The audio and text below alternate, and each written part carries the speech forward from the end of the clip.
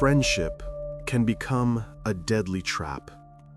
In special cases, when a monstrous manipulation hides behind outward sympathy.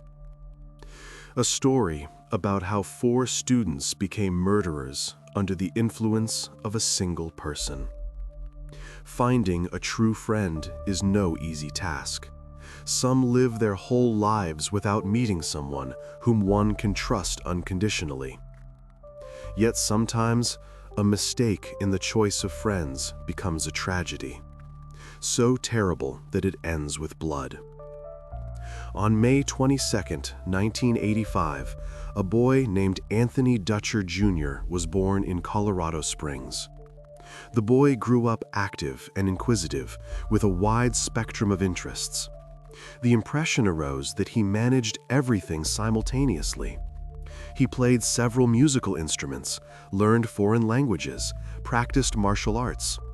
He loved nature and went hiking regularly. He could go into the forest alone for several days and coped wonderfully there. He knew how to make a fire in any weather, how to find water, how to stay in safety when not a soul is around. In the future, Tony dreamed of connecting his life with his hobbies, perhaps to become a translator or to serve in the military.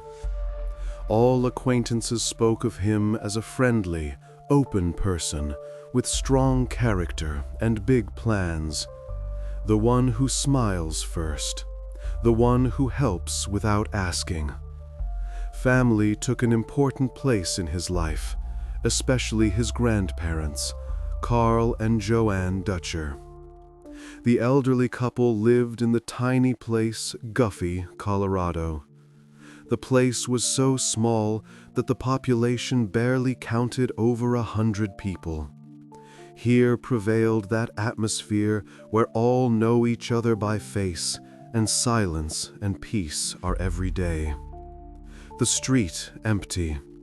The neighbor's house behind trees. No sirens. From Colorado Springs to Guffy, an hour-and-a-half drive. Anthony visited his relatives regularly. Their house stood in the middle of nature, which enabled the teenager to dedicate himself to his favorite activity, to explore the surrounding world.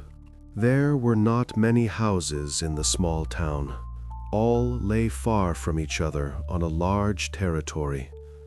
Between the houses, hills, forests, paths that only locals know.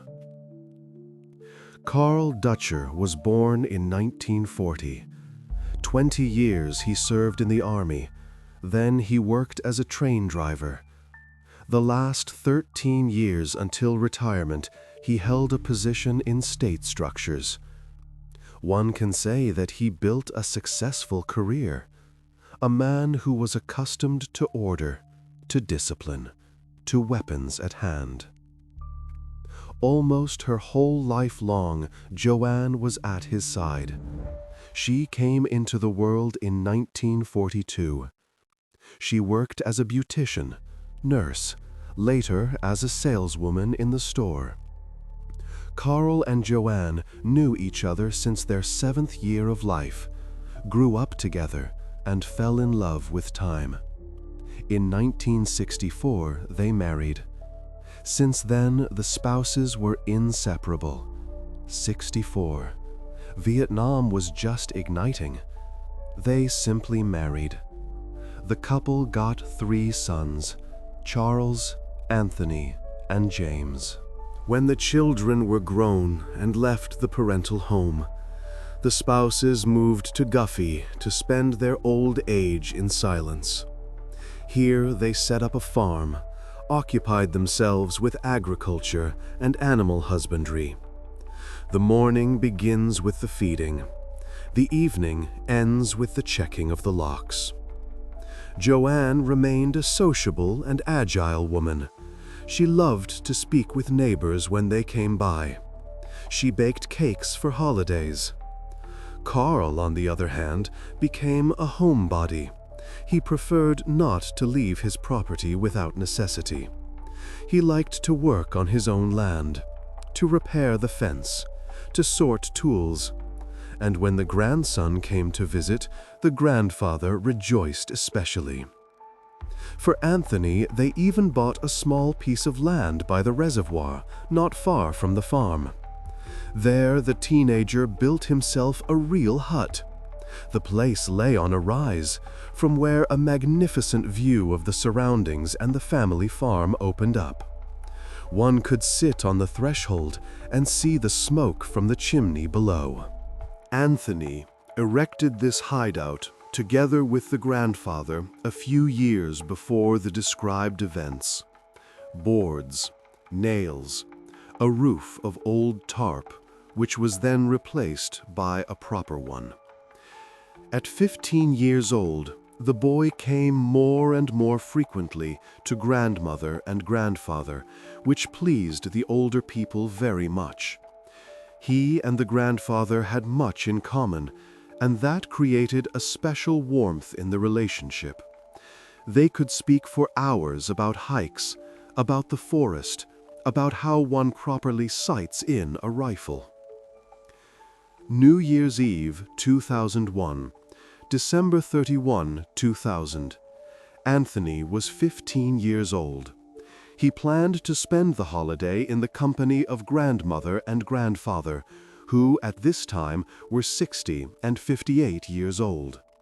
The parents wanted to celebrate the holiday separately, therefore they gladly agreed to this constellation. The Dutchers brought Anthony on the morning of December 31. In the house, the preparations for the festive evening were already running in full swing. Smell of baking.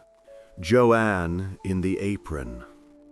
Carl checks if everything is in order on the farm before the long evening. Later, Anthony's friend was supposed to join the company. Isaac Grimes, likewise a 15-year-old teenager. The boys had been friends for a long time. The plan was the following: to go to Anthony's hut and spend the holiday there, to organize a camping overnight stay, sleeping bags, board games, flashlights. Shortly before midnight, the mother called her son.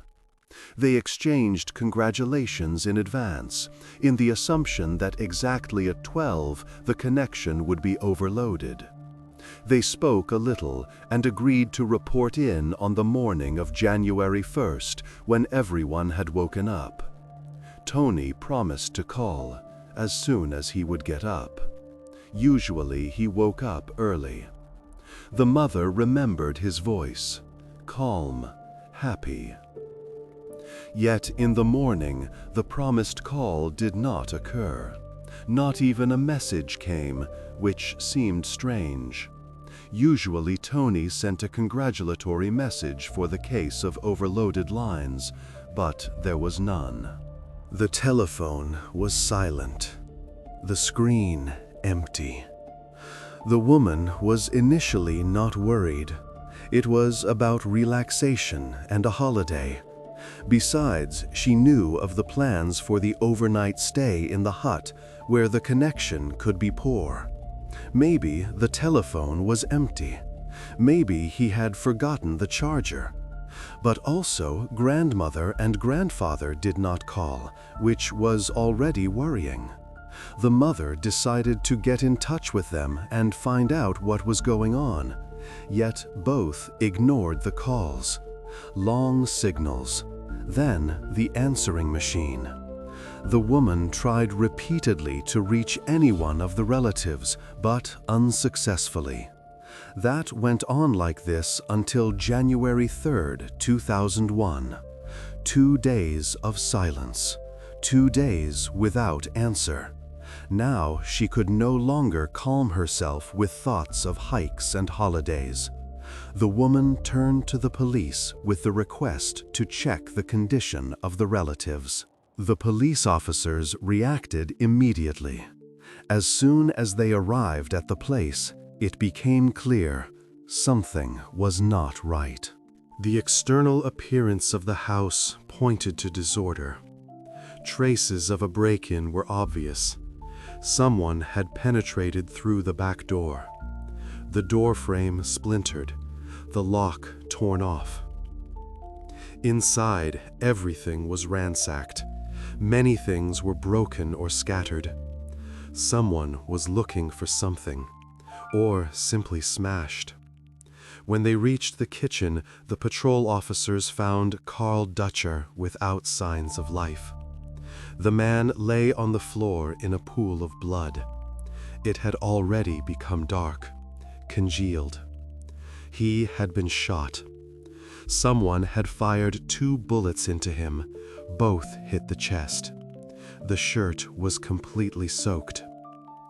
From this moment on, the police officers drew their service weapons. The shooter could still be located inside. There was no pistol nearby. It became clear. Here a murder had happened. No voluntary departure from life. The fears of the officers were confirmed. Further along the hallway, in the bathroom, they found a woman. She lay by a broken toilet, ceramic in shards. It was Joanne.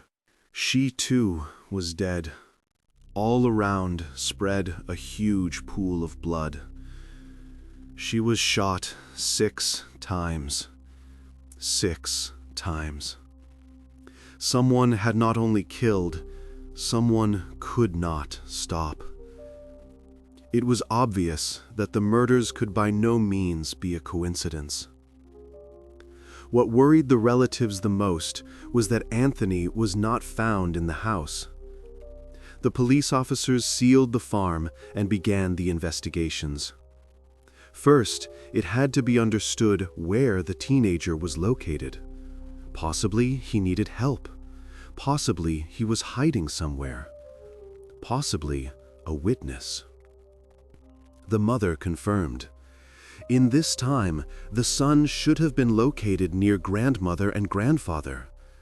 Drive home alone without warning, he could not. He had no car. There was no reason to flee. The teenager was reported as missing, and the search began. The Dutcher family was shaken by what had happened and decided to drive to Guffy to help in the search for Anthony.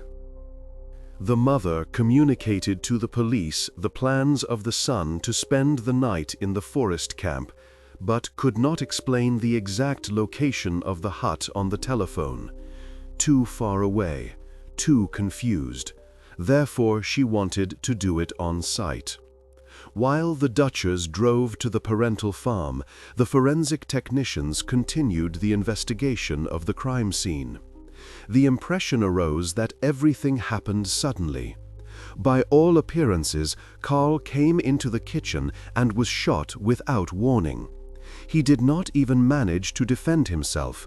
On the body of the man, there were absolutely no defensive injuries. No scratches, no bruises, nothing. Joanne probably had a little more time for reaction. She was ambushed, her head was struck against the toilet, afterwards she was shot. First the blow, then the shots. She managed to react, in contrast to her husband. One of her hands was shot through. By all appearances, Joanne covered herself instinctively from the bullet, which went through the palm, into the head, and immediately took her life. Protective gesture. The last one. By all appearances, she became the second victim of the unknown criminal. Possibly she tried to hide, but that did not help. The bathroom, a dead end, nowhere to flee. According to experienced forensic technicians, the tragedy in the house happened a few days ago. The condition of the deceased pointed to the length of what had happened. Therefore stood in the room a characteristic, unpleasant smell. That smell from which even experienced officers turn away. Both victims were in night pajamas.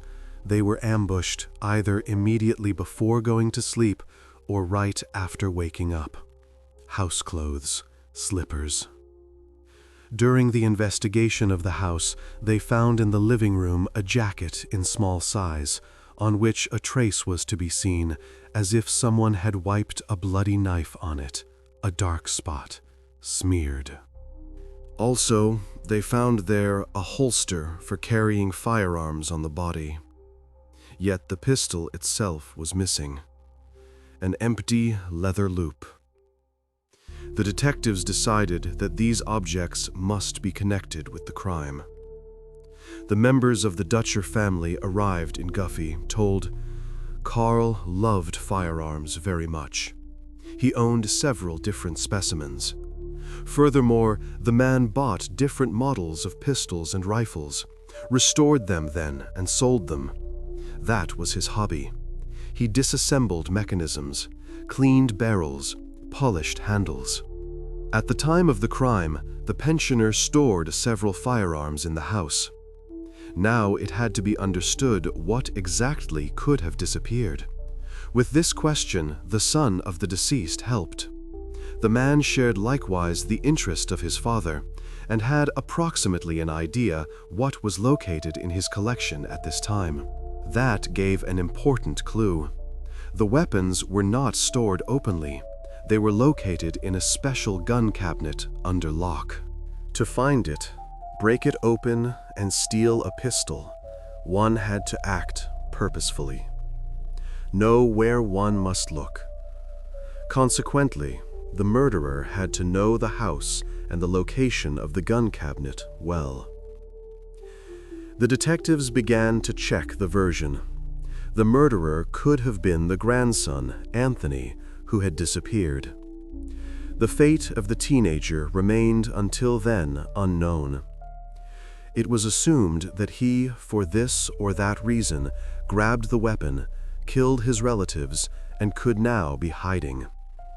A strange version, but in such cases one checks everything. Yet Tony's parents began immediately to reject every possibility of such a development. He loved grandmother and grandfather very much. With all close ones, he had excellent relationships. The teenager did not suffer from mental illnesses, had never run away from home. With him, there were basically no problems. No fights in school, no breakdowns, nothing.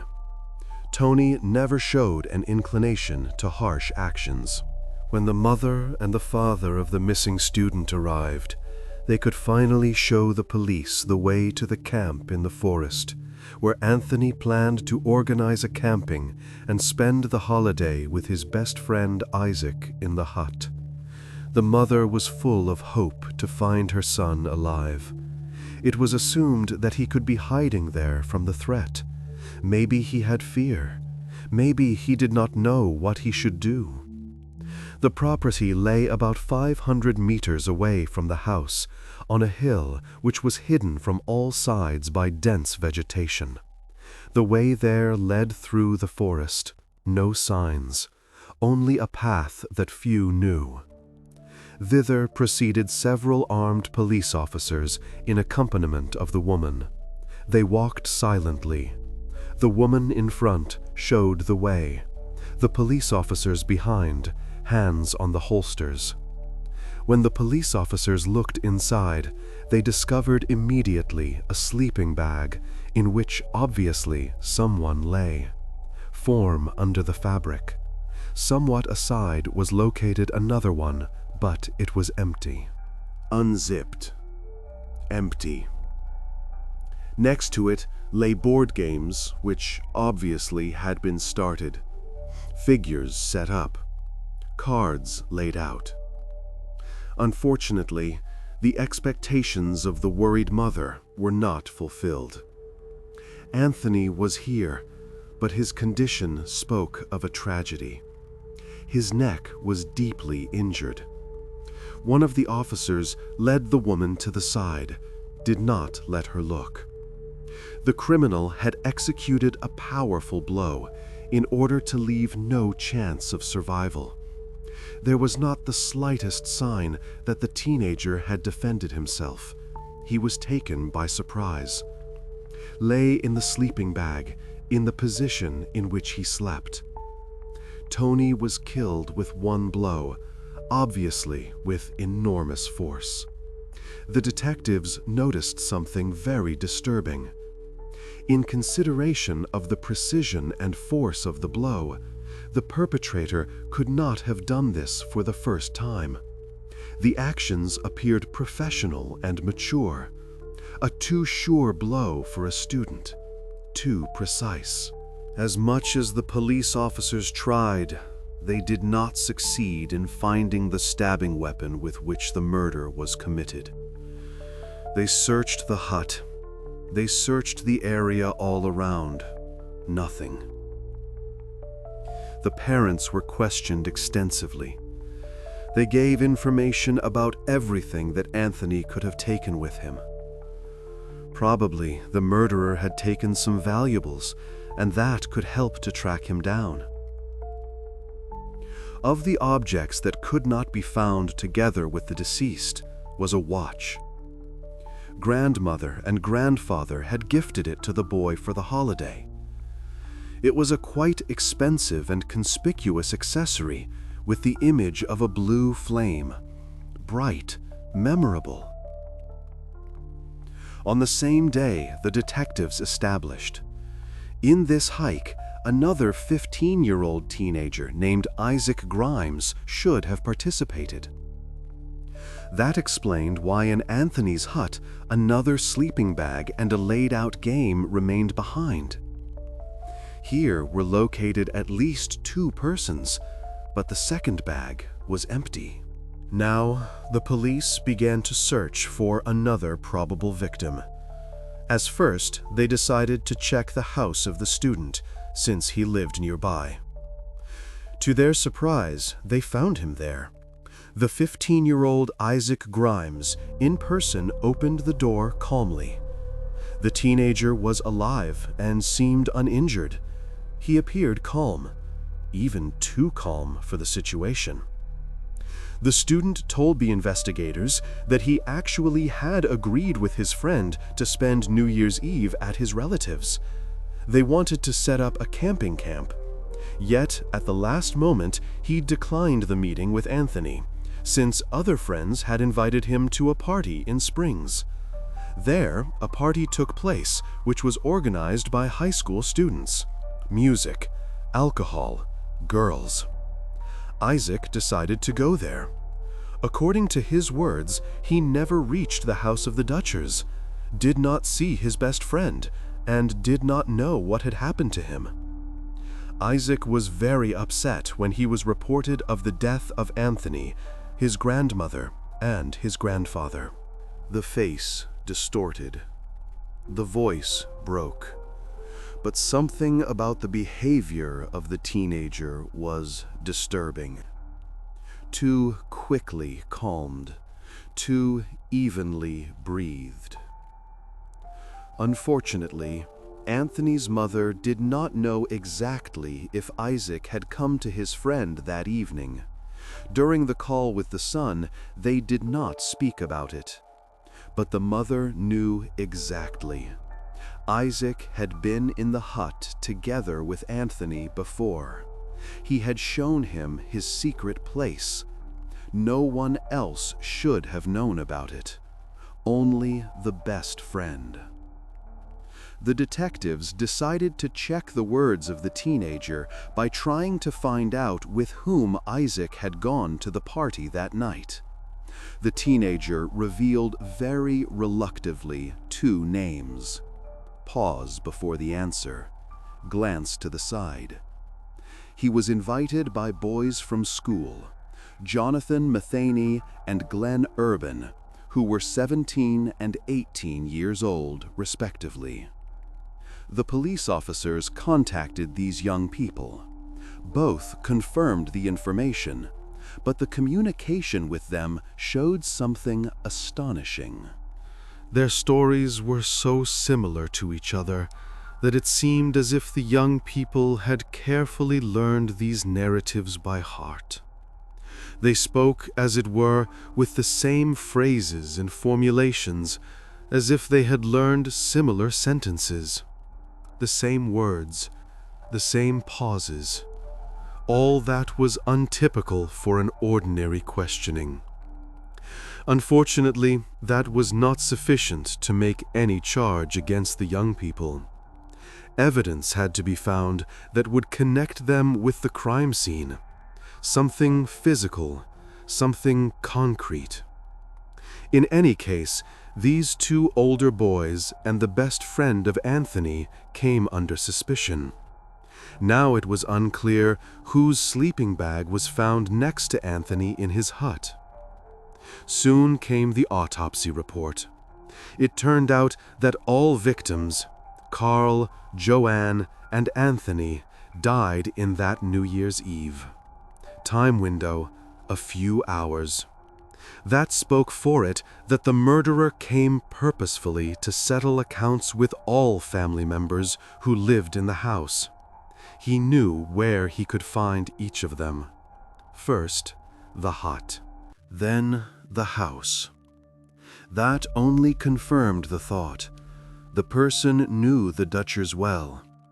For practically no one was the place known where Tony's secret hut was located, and the gun cabinet of the grandfather. To find out the location of the hut was no simple matter, in consideration of the distance from Anthony's grandson. One had to know the path. One had to know the access. This thought was also confirmed by the absence of the pistol in the house of Carl. Fact is that the man had the habit to always take a weapon along before he opened the door. The pistol lay even by the entrance, on a special shelf. That may appear unusual, but for an American who lives in such wilderness, that is a question of safety. The weapon can be necessary at any time for self-defense. Bear, coyote, stranger. The habit was so mature that the grandfather even received his own children and grandchildren with weapon.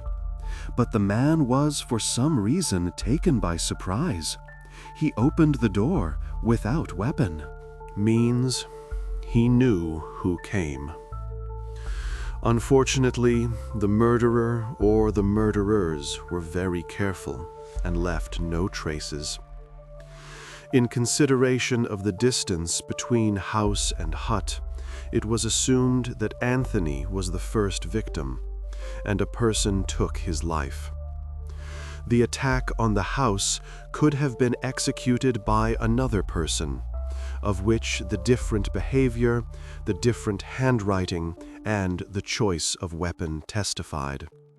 Knife there, rifle here.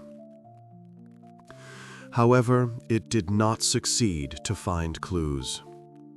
The investigation lasted 2 months, but there was until then no evidence. The case was stuck. The family waited. The police worked in blind flight. Unexpectedly, on March 6, 2001, Isaac Grimes turned to the police station. The 15-year-old teenager feared for his life. He told an absurd story about that a person with shotgun was hunting him, who had shot the family of the best friend. Trembling voice, wandering eyes. All that looked like paranoia in a student, because he was impressed by the murder of 3 people. Yet, against this background, arose with the detectives anew moments of suspicion. They decided to speak once more about what had happened in the New Year's Eve. One of the investigators remembered the watch of which the parents of Tony had told. At a meeting with Isaac, he was asked about it. He told that he actually had seen the accessory with his friend. Answered quickly, without thinking. That was the most serious contradiction during the entire investigation period. Fact is that the watch was only gifted at New Year's Eve itself. Accordingly, Isaac could not have seen it, unless the meeting around midnight did take place. That contradicted the original words of the suspect. The logic collapsed. Means Isaac was in the house and obviously knew something. It became clear the case came away from the dead spot. On March 8, 2001, the boy and his parents were invited to an official interrogation. He claimed further that he was not visiting the friend in that fateful night. Gave himself self-confident. But the detectives already knew where they had to exert pressure. Then the police officers went smoothly over to the watch and began to uncover the lie of the teenager, literally before the eyes of his relatives. Question by question, contradiction by contradiction. Everything ended with the army jacket, which was found in the house of the victims after the blood analysis. Finally, Isaac collapsed because of the contradictions and obvious lie, and confessed. Shoulders sank. Voice failed.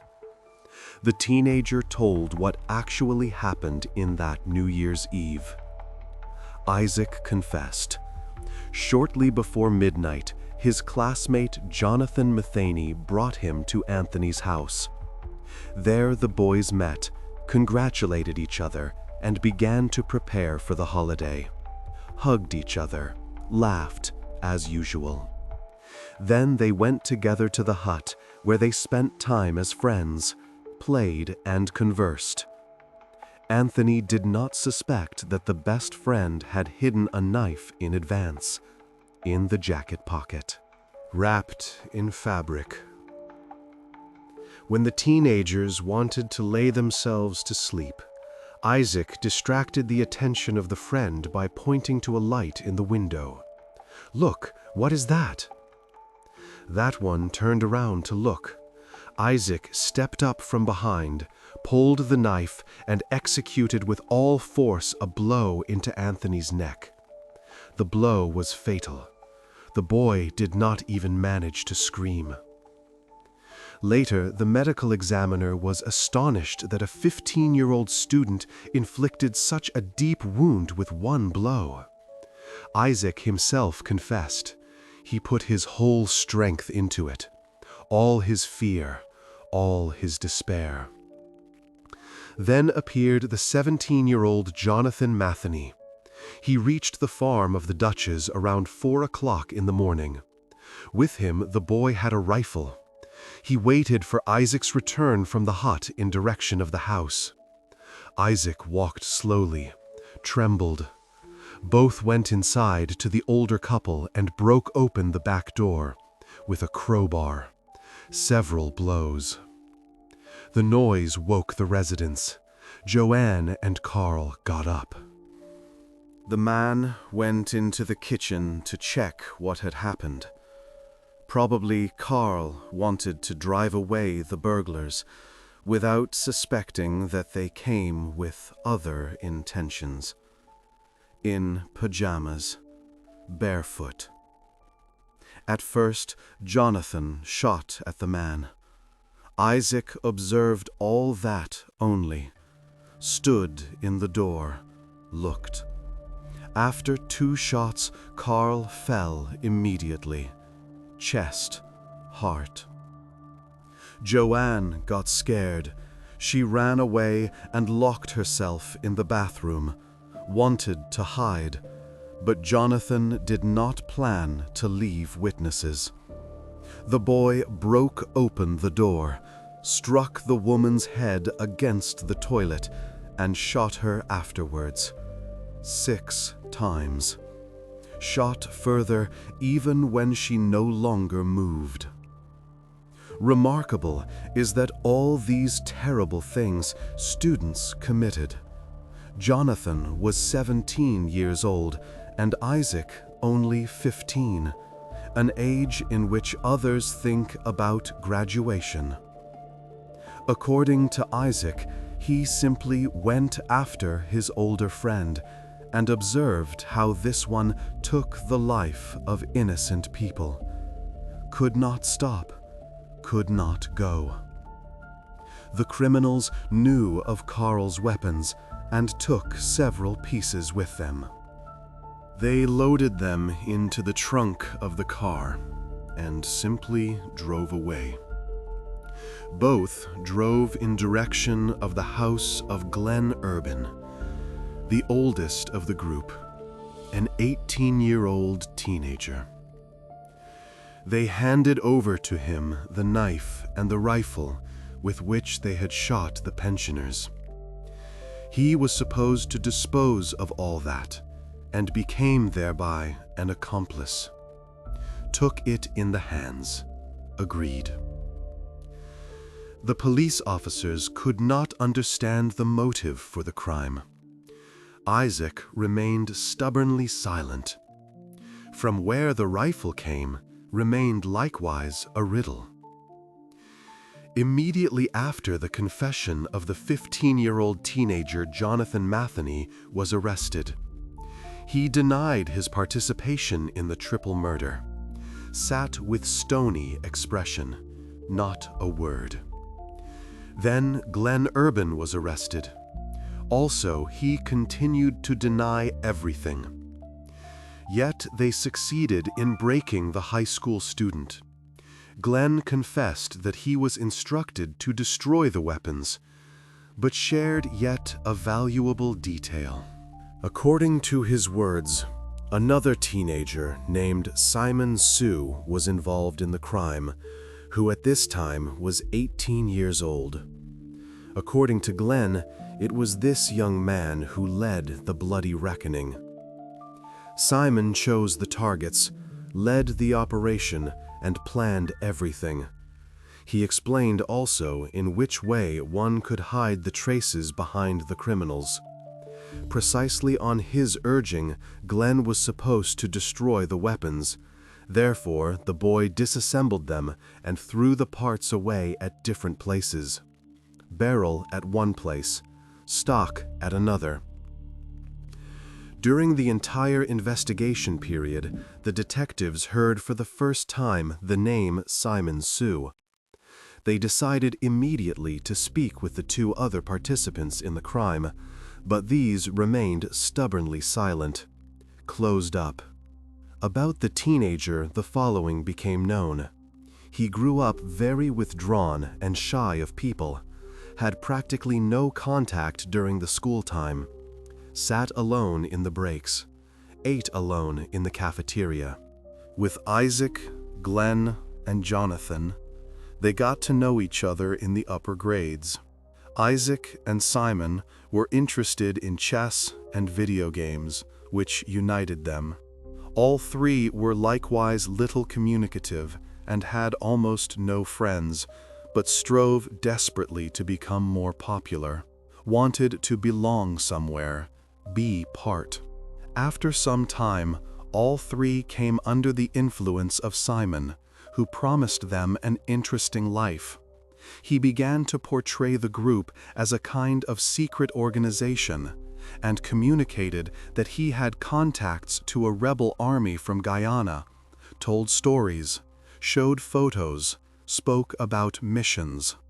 All that reminded, according to the description, of a recruitment of students who had problems with socialization. Probably they simply wanted to become part of something bigger, feel needed. Now it became obvious.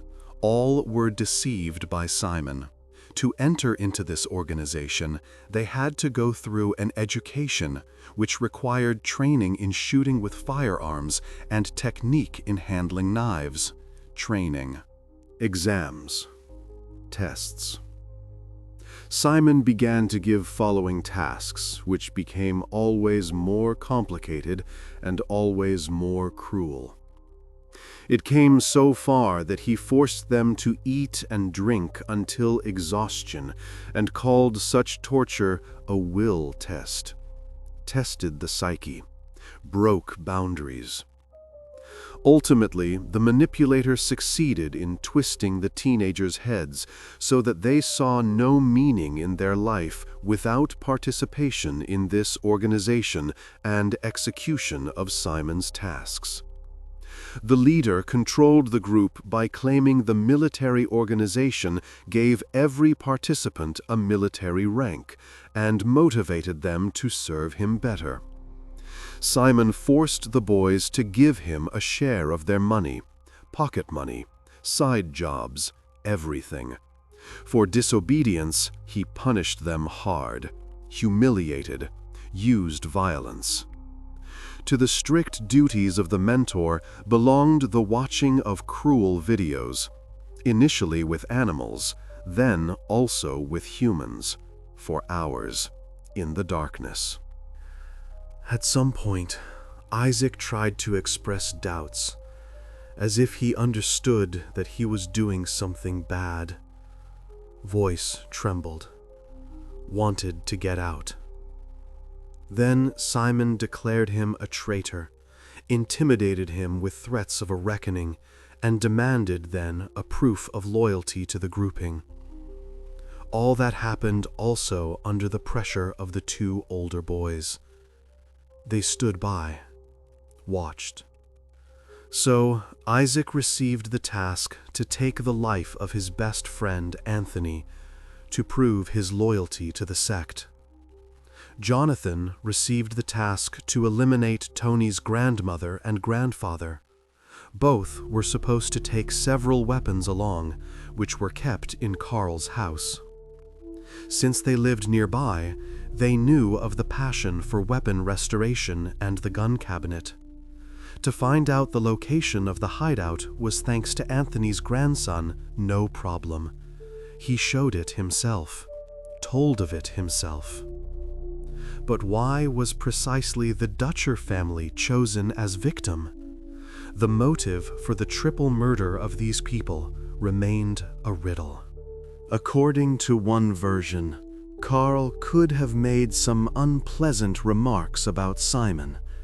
Maybe he expressed himself disapprovingly. Maybe he said something to the grandson. Precisely that could have provoked the hate. However, there were found no confirmations for that. However, all students claimed he tuned them against Carl Dutcher precisely for this reason. The true motive of the attack could have been the firearms which the evildoer wanted to bring to himself.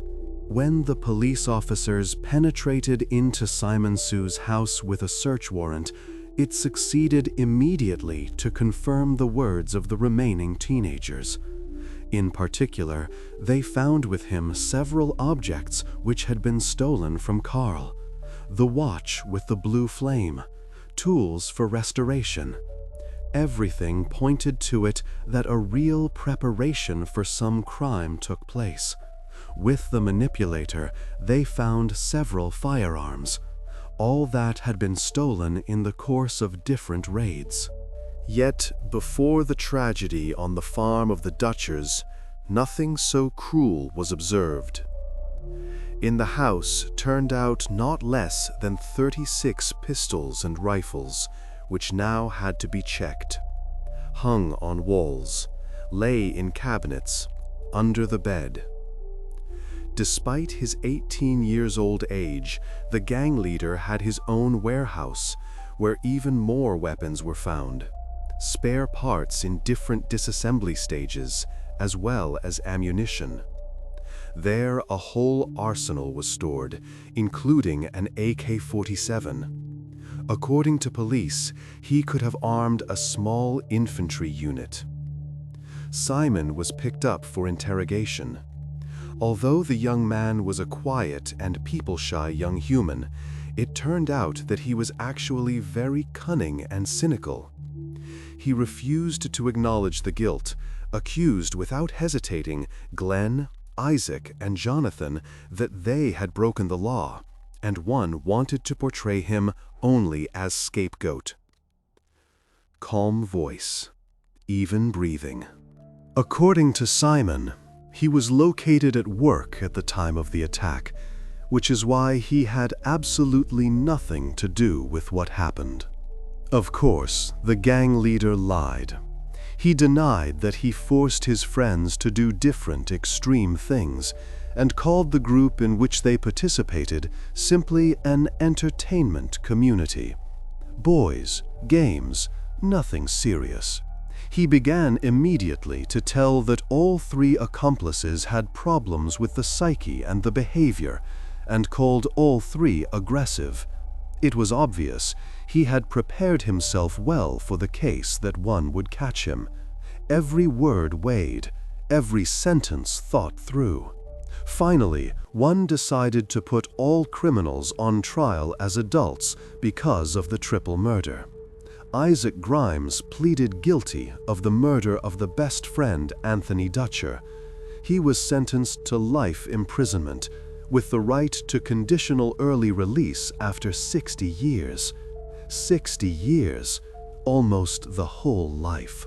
Jonathan Metheny and Simon Sue were accused of criminal activity, the planning of a murder, the illegal weapon storage, and Jonathan also of the double murder. In the end, Jonathan received life imprisonment with the right to conditional early release after 68 years. The instigator was sentenced to life imprisonment with the right to conditional release after 53 years. For that Glenn helped the criminals and disposed of the evidence, he was sentenced to only 2 years deprivation of liberty. 2 years for aiding and abetting triple murder. It was proven he did not plan and did not commit the crime, although he knew exactly about the plans of his friends and did not help to prevent the evil. Remained silent, concealed, helped to cover the tracks. Isaac's mother can until today not believe that her son committed such a terrible crime. She does not understand how a dear, good boy became a real monster under the influence of a dangerous manipulator. That boy who helped with shopping, who played with the smaller ones, who smiled. Isaac himself explained his participation in the murder with that he was intimidated and threatened. The teenager was warned, if he does not obey and does not fulfill his role, one would settle accounts with his family. Mom, sisters, everyone. Therefore, he was forced to kill his best friend. So he explains it. So he tries to justify it. After the beginning of the serving of the sentence, Isaac wrote a letter in which he regretted the committed crime. Several pages, in small script. Asked again and again for forgiveness. Some relatives of Anthony do not believe in his story about intimidations and are of the opinion Isaac could have turned to the police, and then no one would have suffered. Neither Isaac's family nor the Dutcher family. There was a telephone. There were adults. There were options. The close ones of the deceased consider the sentences too mild. In their opinion, Simon and Jonathan deserve the death penalty for cruel crimes against innocent people. 3 lives, 2 shots at the grandfather, 6 at the grandmother, a deep wound on the grandson. Anthony's mother declared that she had forgiven Isaac and even testified in the trial in his favor to mitigate the sentence. Stood before the judge, spoke quietly but firmly. The woman is of the opinion Isaac became a victim of Simon's manipulations, just like her son, only differently. The mother was after the death of the son in such despair that she even twice thought of taking her life, stood at the abyss, held pills, but something stopped her. She writes until today letters to Isaac and shows him compassion. Once a month, sometimes more often, asks how he is doing, tells of life outside, of what has changed, of what has remained the same. The farm in Guffy stands now empty. The house is locked. The hut on the hill is overgrown with grass. No one comes by. Only the wind wanders between the walls. Only silence there where once laughter was, where grandfather with grandson built the hideout, where grandmother baked cakes for the holiday. Friendship can become a deadly trap, especially when behind it stands someone who knows how one breaks people, how one brings to belief, how one transforms ordinary students into murderers. Simon Sue sits in prison and remains silent, does not regret, does not explain, simply serves the sentence. Could come out at 71 years, if he lives that long.